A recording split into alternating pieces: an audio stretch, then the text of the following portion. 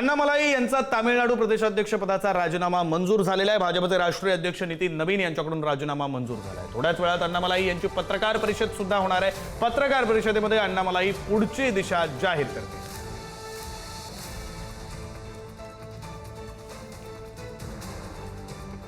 अण्णामलाई हे तामिळनाडूचे भाजपचे प्रदेशाध्यक्ष होते। त्यांनी राजीनामा नितीन नवीन जे भाजपचे राष्ट्रीय अध्यक्ष आहेत त्यांच्याकडे सुपूर्द केलेला होता आणि आता अण्णामलाई यांचा राजीनामा मंजूर झालेला आहे।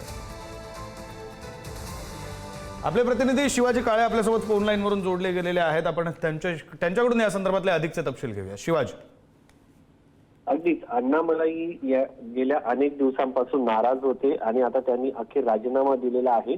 एकंदरीत जर पाहिलं गेलं तर मधल्या काळामध्ये ते दिल्लीत देखील आले होते। दिल्लीत आल्यानंतर त्यांनी भाजपचे पक्षश्रेष्ठींची म्हणजे नितीन नवीन यांची भेट घेतली होती। त्यानंतर जर पाहिलं गेलं तर मधल्या काळामध्ये त्यांनी केंद्रीय गृहमंत्री अमित शहा यांची भेट घेतली होती आणि त्यानंतर त्यांचा राजीनामा मंजूर झालेला आहे।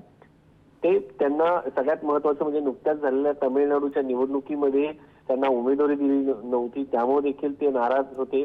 त्यानंतर अलीकडच्या काळामध्ये जी पोकळी निर्माण झालेली आहे तामिळनाडूमध्ये ती पोकळी भरून काढण्याचा प्रयत्न त्यांच्याकडनं होतोय।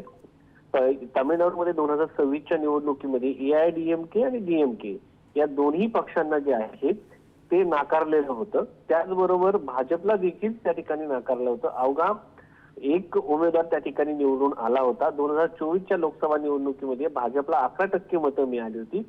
2026च्या विधानसभा निवडणुकीमध्ये फक्त 3% मतं आली आणि एकच जागा जिंकली। त्यामुळे भविष्य फार अंधकारमय होतं हे त्यांना जाणत होते। त्यामुळे त्यांनी भाजपमधून बाहेर पडण्याचा निर्णय घेतल्याचं एकंदरीत पाहायला मिळतं।